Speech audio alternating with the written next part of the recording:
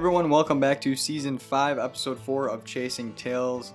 If you watched the last video, I said I was going to go sit out in the tree stand that all the bucks were moving by in the last episode. This morning, the wind's not going to be great for that tree stand, so if I don't get things done this morning, I'm going to go sit in that tree stand tonight. But things have cooled down a lot, so hopefully the deer are going to be moving, hopefully the bucks are going to be chasing the does, and hopefully we will be in between them. I will see you out in the tree stand. Shortly after daylight, I had a small buck already make its way through.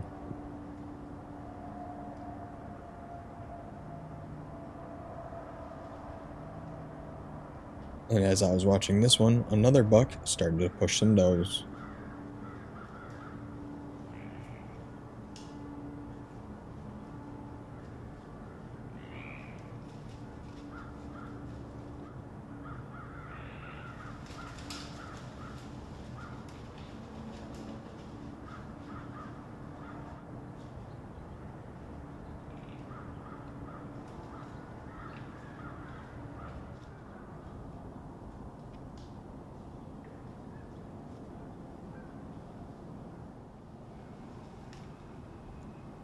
And as I was watching this buck behind me, I started to hear crashing right in front of me.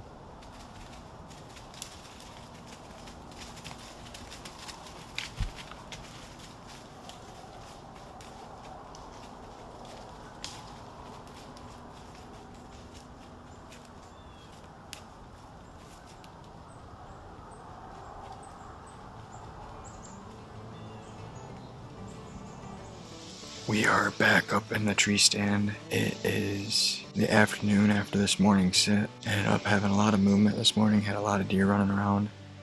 The younger bucks are starting to chase, so hopefully the bigger ones follow. If you guys watched my last episode, that video ended yesterday. The big bucks that we had running off in the distance, I said was going by my other stand.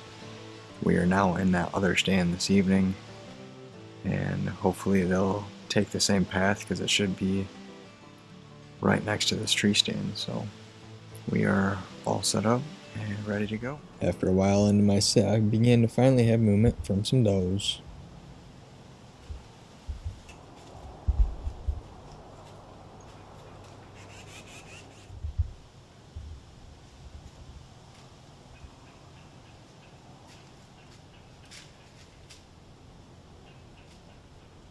After watching this doe on my right, I noticed a couple other does on my left that seemed to be getting chased.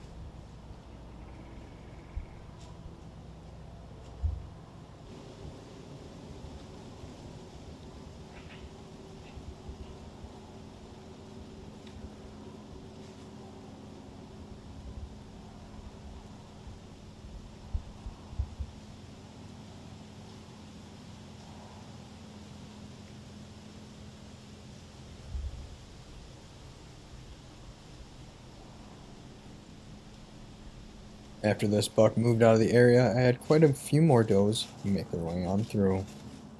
Hello everyone, sorry for the interruption. I just want to take a second to thank those that made this series and video possible. That's going to be SPYPOINT trail cameras and New View hunting clothes.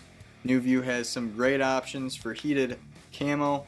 They also have some heated hand warmers, backpacks, and other gear like that to keep you warm and camouflaged while you're out in the woods. Also, if there are any trail camera videos or pictures in this series, they're all going to be from the SPYPOINT trail cameras. So thank you very much for both of them for making this series and video possible. Now let's get back out into the woods. It is the following morning and we're up in the tree stand. We had, I think, 2 different big bucks come out last night.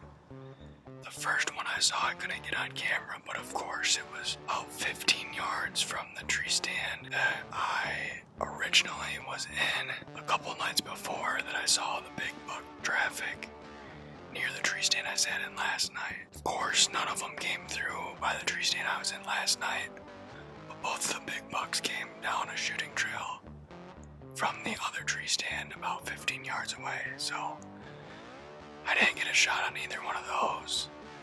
The second one that came out I got on camera. It was about 35-40 yards away. I didn't feel comfortable taking the shot yesterday.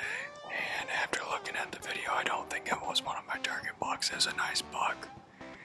Probably was a shooter, but it wasn't one of the ones that I'm necessarily after right now. So we're in the same tree stand that we were in yesterday morning. We're all set up and ready to go. Shortly after daylight, I had quite a few does make their way through.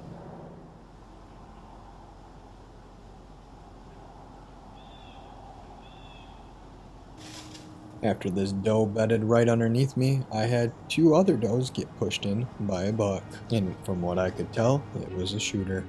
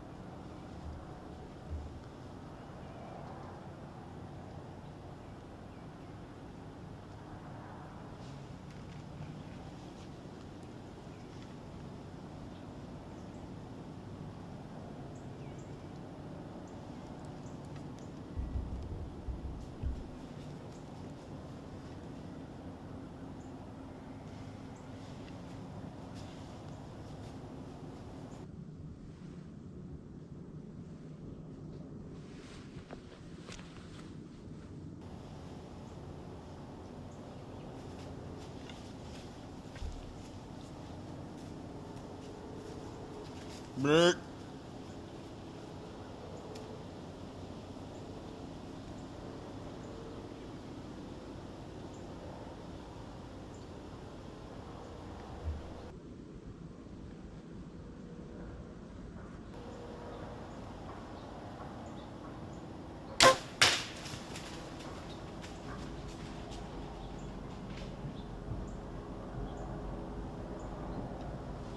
While watching this buck stand out in the brush, I noticed another buck make its way in.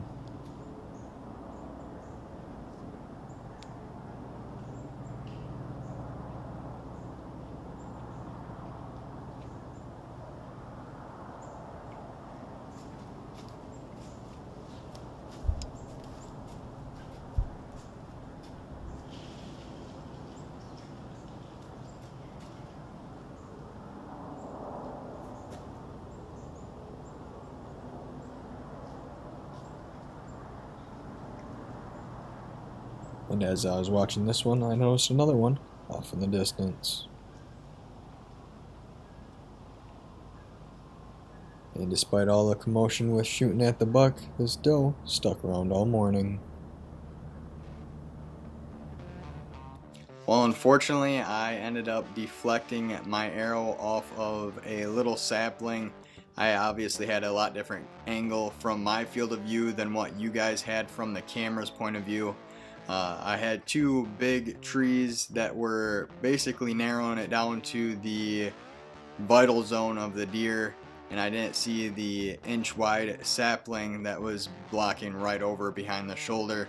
So I needled it right in between the two bigger branches, or the two bigger trees I should say, and smoked it off of the little branch. So at least I didn't wound the deer. I looked at the arrow, doesn't look like it came in contact with the deer at all. The arrow itself might have flung sideways and hit the deer, but it never got any blood or hair on the broadhead itself. The arrow was clean, it was broken, but the lighted knock ended up flying off, so that's why it looked like it might have actually gone through the back leg of the deer.